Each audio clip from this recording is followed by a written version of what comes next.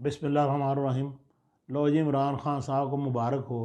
वसीम अकरम plus सरदार उस्मान अहमद ख़ान बुज़दार भी गए, और वैसे उन्होंने जाना ही था। उन्होंने जाने में खासी देर कर दी। देखें, वज़ीर आला उन्हें कोई बना नहीं सकता था।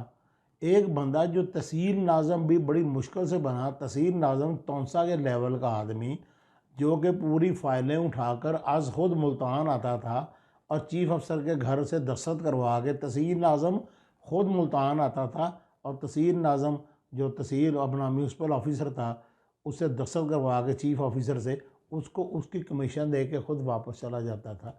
उस लेवल के आदमी को जनाब इमरान खान साहब ने उठा के वज़ीर आला बना दिया। और जितनी करप्शन, मैं मुल्तान में बैठा हूँ, जनूबी पंजाब में बैठा हूँ, आपको याद होगा जिस तरह रंजीत सिंह ने मुख्तलिफ़ इलाके मुख्तलिफ़ लोगों को दिए थे लगान इकट्ठा करने को, इसी किस्म की सूरत हाल थी उस्मान बुज़दार के 3.5 साल के दौर में। खान साहब, हम जानते हैं कि इमरान खान साहब बिल्कुल करप्ट नहीं है। अल्लाह ने उनकी इतनी इज्जत दी, इंटरनेशनल फेम उनको दिया, उन्हें ज़रूरत ही नहीं है, लेकिन उनके गिरद करप्ट और चोर इकट्ठे हुए हुए थे। देखें, खानेवाल किसके सपुर्द था? ज़िला खानेवाल वो सरदार उस्मान बुज़दार के ससुर असलम बुज़दार साहब के सपुर्द था। उन्होंने अब्दुल हकीम में कहाँ पे घर लिया हुआ था, कहाँ मीटिंग्स होती थी, कहाँ पे क्या होता था, कैसे पैसे लिए जाते थे, कैसे तरक्याती कामों में से कमीशन ली जाती थी। मेरे पास एक एक चीज़ मैं जानता हूँ। मैं एक अखबार नवीस हूँ, मैं इस इलाके में एक अखबार का एडिटर हूँ, और मुझे पता था कि यहाँ क्या क्या हो रहा है 3.5 साल में। फिर मुल्तान में एक कार डीलर जो था उसके पास सारे इख्तियार थे, वो डील करते थे, खुल के डील करते थे। फिर इनके फूफा थे अमीर तैमूर बुज़दार, वो जनाब पुलिस में उनका डीपीओ की हैसियत से भी उनका स्टेटस जो था या उनके पास इख्तियार जो थे वो आईजी पंजाब क्या आईजी पाकिस्तान लेवल के उनके पास इख्तियार थे। और जब वो डीपीओ साहिवाल थे तो मैंने डीआईजी लेवल के बंदों को भी उनके पास हाज़िरी देते हुए देखा है, सुना है, जाना है। ये सूरत हाल थी। और पाकिस्तान की तारीख़ में आज तक वाइस चांसलर की सीटें नीलाम नहीं हुई थी, और अगर वो नीलाम हुई तो सरदार उस्मान बुज़दार के दौर में हुई। चीफ़ सेक्रेटरी बलूचिस्तान ने चीफ़ सेक्रेटरी पंजाब को एक ख़त लिखा था। उस ख़त की ख़बरें भी अखबार में शाया हुई, वो ख़त भी मौजूद है, पंजाब के पास मौजूद है, जो उसमें उन्होंने लिखा कि डेरा मुफ्ती में सुई गैस की तनसीबात पर जो लोग हमला करते हैं, हमने उनको सक्रिय किया है, हमने उनको गिरद घेरा तंग किया, तो वो भाग के पंजाब के ट्राइबल एरिया में तुमन बुज़दार में आके बैठे हुए हैं। और बुज़दार उस्मान बुज़दार के भाई जाफ़र बुज़दार का उन्होंने नाम लिया कि जाफ़र बुज़दार ने उनको पनाह दी हुई है, और ख़तरा है कि कहीं पंजाब में जो ऑयल की तनसीबात हैं, डोडक ऑयल फील्ड है उन्हीं इलाकों में, तो कहीं वहीं पे कोई नुकसान ना हो, लिहाजा हम आपको अलर्ट कर रहे हैं। ये था सरदार उस्मान बुज़दार के भाई साहब। 3.5 साल में सरदार उस्मान बुज़दार के 3.5 साल में जितनी स्मगलिंग हुई, नाज़रीन कराम, आप उसका तसव्वुर नहीं कर सकते। डेरा मूसा ख़ैल से कैसे भारती और फाज़ल का, और उसके बाद फाज़ला, और उसके बाद वहाँ से तौंसा, और तौंसा से जो है वो तौंसा मोड़, और तौंसा मोड़ से अपना कोट अद्दू, और फिर कोट अद्दू से पठान होटल, और फिर पठान होटल से हेड मोहम्मद वाला, फिर हेड मोहम्मद वाला से मुल्तान। कैसे स्मगलिंग की अशिया आती थी, कैसे गाड़ियाँ स्मगल शुदा आती थी, कैसे उन गाड़ियों में हर किस्म का सामान आता था, और रूट कौन सा था? यही रूट था, और कोई उनको पूछने वाला नहीं था, कोई पकड़ने वाला नहीं था। और कन्वाय जब गुज़रता था तो पुलिस हाथ बांध के खड़ी होती थी, पुलिस उनको चेक नहीं कर सकती थी। और 10-10 गाड़ियों का, 12-12 गाड़ियों का, 20-20 गाड़ियों का कन्वाय हर दूसरे दिन गुज़रता था। सब कुछ हम जानते हैं, हमसे कौन सी बात छुपी हुई है कि जब आप तहसील नाज़म लेवल के बंदे को डायरेक्ट वज़ीर आला, पहली मरतबा एक बंदा एमपीए बन रहा है और पहली मरतबा वज़ीर आला बन रहा है, तो अब उसको ज़रूरत क्या आपकी? आपने दोबारा वज़ीर आला बनाना नहीं, तो वो आपके साथ क्यों रहे? हाँ, अलबत्ता जो कुछ उन्होंने किया, जिस किस्म की उन्होंने लॉलेसनेस पंजाब में थी, कोई भी डीपीओ, कोई भी डीसीओ 4 महीने से ज़्यादा लगता नहीं था। कभी आपने पूछा कि आप 4 महीने बाद किसी ऑफिसर को अभी उसको अपने ज़िला के थानों का पता नहीं चलता, अभी उसको अपने ज़िले की पूरी तहसीलों का पता नहीं चलता, अब उसको ट्रांसफ़र क्यों कर देते हैं? क्या इमरान खान साहब कभी आपने अपने वज़ीर आला पंजाब सबसे बड़े सूबे के आपने चीफ एग्जीक्यूटिव से पूछा कि क्यों इतनी तेज़ी से ट्रांसफ़रें होती हैं?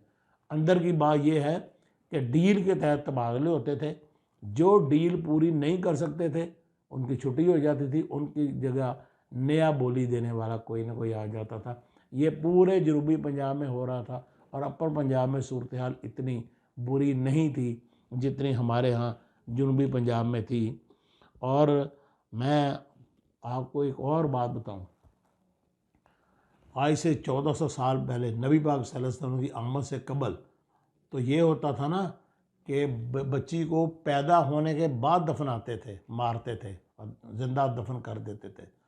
पाकिस्तान में दुनिया में सबसे कबीर और सबसे ज़ालमाना और सबसे मकरूह फ़ैसले अगर वो करता था तो वो बुज़दार कबीला करता था। लाफ़ी लाफ़ी आपको नहीं पता ये लाफ़ी क्या, आप किसी से पूछ लें, इंटेलिजेंस रिपोर्टें इसमें मौजूद हैं। लाफ़ी ये है कि किसी ने किसी जो कारोकारी या किसी बंदे पे इल्ज़ाम लग गया तो उस इल्ज़ाम के बदले में अपने जो जिस ख़ानदान पे जिस फैमिली पे इल्ज़ाम लगेगा वो अपनी कोई ना कोई बच्ची उनके निकाह में देंगे या उनको देंगे, वो निकाह करें या जहाँ मर्ज़ी ले जाएँ बाहर उनको देंगे। ये कानून था। अब अगर ऐसी नौइयत बन जाए कि ख़ानदान में कोई कुंवारी लड़की नहीं है या कोई शादीशुदा है और लड़कियां नहीं है, बच्ची नहीं है, तो फिर वो कहते ओके जी लाफ़ी कर दो। और लाफ़ी क्या है कि इस फैमिली में जिन पे इल्ज़ाम लगा है उसमें मुस्तक़बिल में जो भी लड़की पैदा होगी, वो साल बाद हो, वो 2 साल बाद हो, वो 6 महीने बाद हो, वो महीने बाद हो, वो इल्ज़ाम लगाने वाले को दे दी जाएगी। और ये 6-7 तुमन जितने भी हैं उनमें सिर्फ़ और सिर्फ ये ज़ालिमाना फ़ैसला तुमन बुज़दार में होता था और सरदार उस्मान बुज़दार का भाई करता था। जनाब इमरान खान साहब, आपको ये भी नहीं पता चला, आपको ये भी इंटेलिजेंस रिपोर्ट नहीं थी। यहाँ मैं समझूंगा कि आपने बहुत बड़ा जुल्म पंजाब पे किया और एक जुल्म जो कि रहती दुनिया तक याद रहेगा। और वो जुल्म ये था कि आपने एक बहुत आलीशान फ़ैसला किया था, बहुत ही आलीशान फ़ैसला किया था। आपने पंजाब के ट्राइबल एरियाज़ की हैसियत ख़त्म करके उनका बंदोबस्ती इलाके उनके ख़त्म करके उनको हुकूमत पंजाब में ज़म करने का फ़ैसला कर दिया था। और पुलिस और ज़ेर इंतज़ामिया डिप्टी कमिश्नर का जो निज़ाम था, जो पुलिस का निज़ाम था, उसने कंट्रोल कर लेना था इन इलाकों में और बॉर्डर मिलिट्री पुलिस ख़त्म हो जानी थी, जिससे सरदारी निज़ाम भी कमज़ोर पड़ जाना था। इनके फ़ैसले भी नहीं होने थे, इनके जिरगे भी नहीं होने थे, इनके जुल्म भी नहीं होने थे।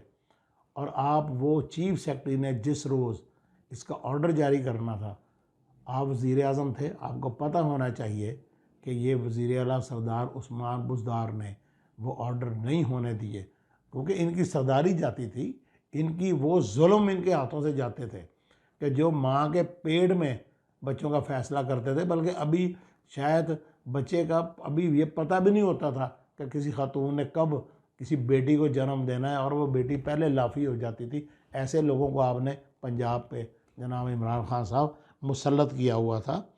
तो उन्हें पता था वो दोबारा तो वज़ीर आला बन नहीं सकते।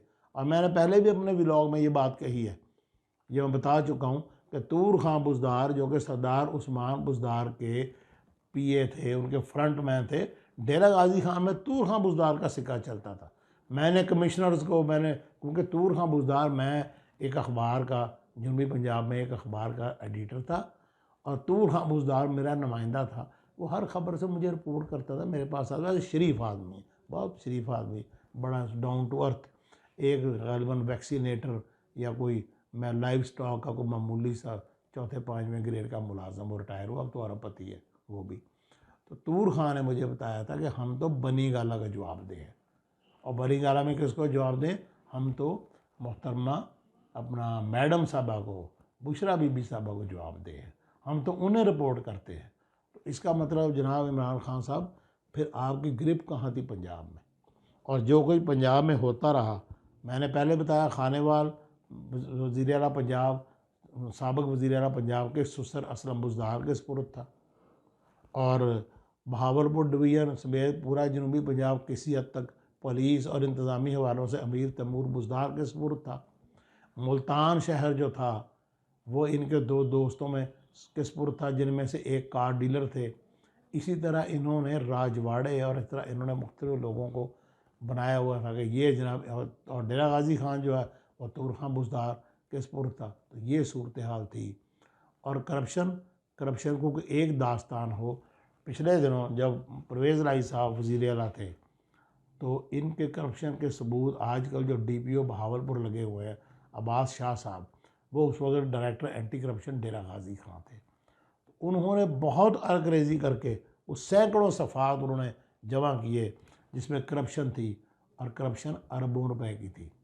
और सीधा सीधा वो खुरा सरदार उस्मान बुज़दार की तरफ जाता था।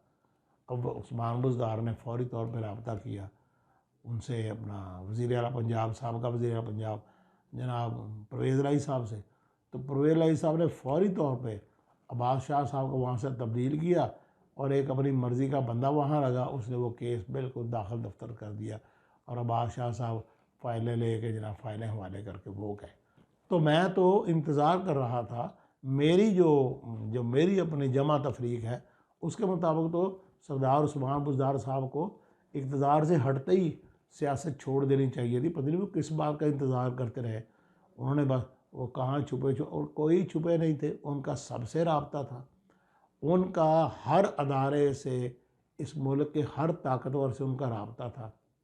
और इन्होंने अपने कैरियर शहद की बोतलों से शुरू किया था।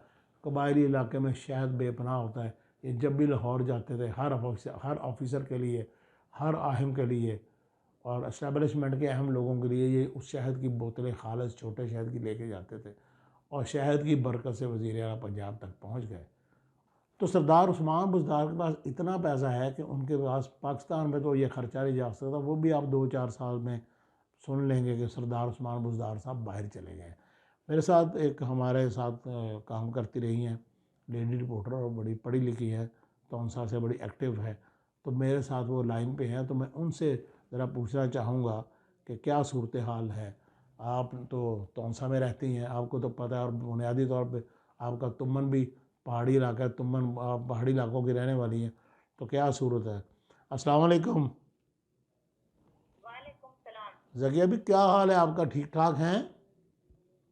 जी अल्लाह पाक का शुक्र। आप मेरी आवाज़ आ रही है? जी आपकी आवाज़ आ रही है। अच्छा, आप ये फरमाएं कि क्या तरक्याती काम हुए तौंसा में, क्योंकि मुझे याद है एक दिन आप बता रही थी कि वहाँ तो सारे स्कूल ही बंद है, तुमन बुज़दार में, तुमन कैसरानी में, उधर लुंड में, हर तरफ बुरा। क्या सूरत हाल है?